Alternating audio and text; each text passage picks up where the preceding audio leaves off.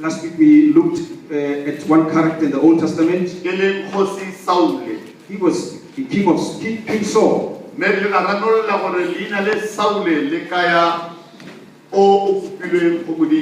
We explained to say Saul means he who is asked from God. He said this name Paul. There are little. It means the little one. History history we are told through the history of the Bible that Paul was not a tall man.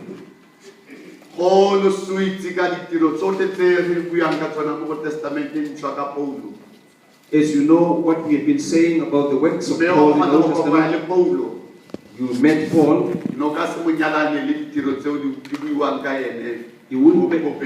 You wouldn't match him with the works that are written in the Bible. You would ask him if you know Saul the Apostle and where he lives and where he is. Should he say, I am the one talking about?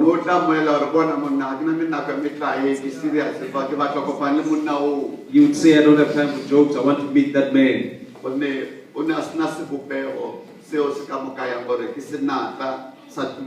He didn't have a form that would explain or declare that he's a man, a huge man. And that is teaching us a lesson. But God does not look at the outside, but He looks at the inside. You may be despisable from the physical look, but inside you may be a giant. And so was Saul the apostle. Saul the king was admirable from the outside, but inside he was little, spiritually speaking. Saul was not so much of a figure to admire outside. I mean Paul the apostle. But today we have 13 books that carry his name in the Bible. And some believe that even the book of Hebrews was written by Paul the apostle. Because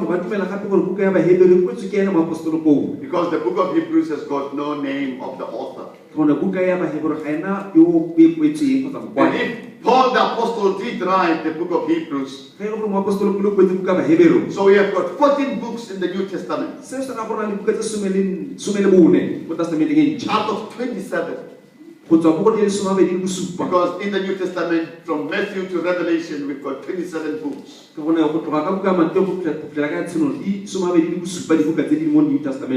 14 out of that are written by one man. Another 4 by another man, John. 2 by another man, Luke. The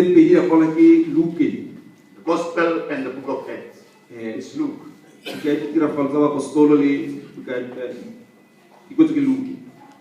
And so only 7 by others. And so you can see Paul wrote 3/4 of the New Testament.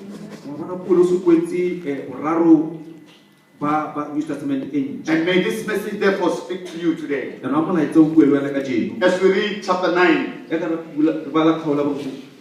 verse 21. But again, for the context's sake, we take the second part of verse 19. And we are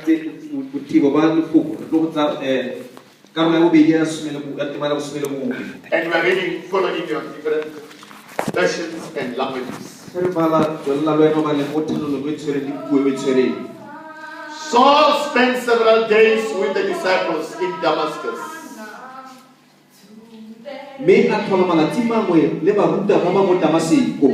Damascus was outside Israel. As you know, he was on his way there earlier with letters from the authorities in Jerusalem, the priesthood in Jerusalem, to go and find Christians there in Damascus and arrest them and bring them to Jerusalem to be executed.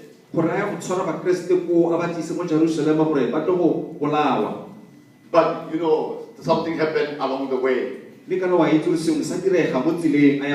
changed his life. And now we are reading verse 20. At once he began to preach in the synagogues that Jesus is the Son of God. All those who heard him were astonished and asked, "Isn't he the man who raised havoc in Jerusalem among those who call on this name?"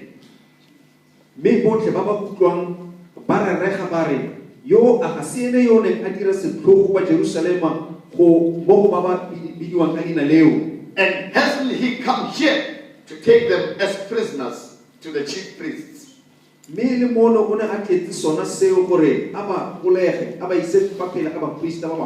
Yet Saul grew more and more powerful and baffled the Jews living in Damascus by proving that Jesus is the Christ.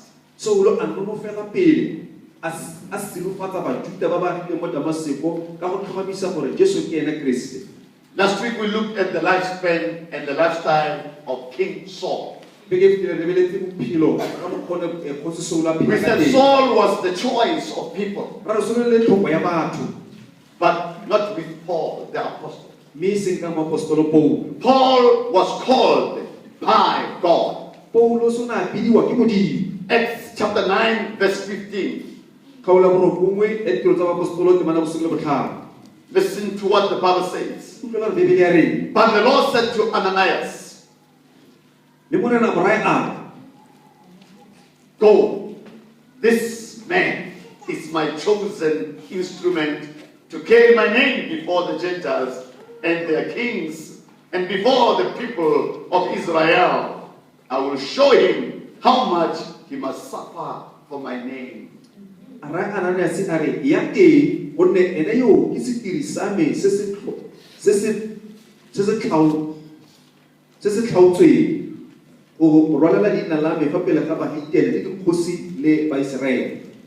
Paul is called of God. A voice come to the priest Ananias in Damascus.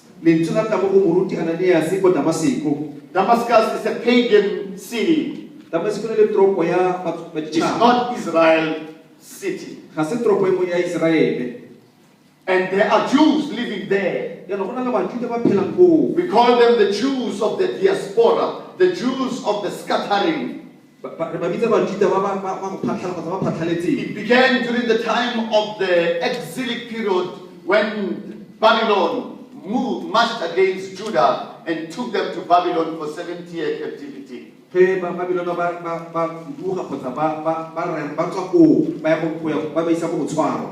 The Babylonians are taking Judah under Nebuchadnezzar.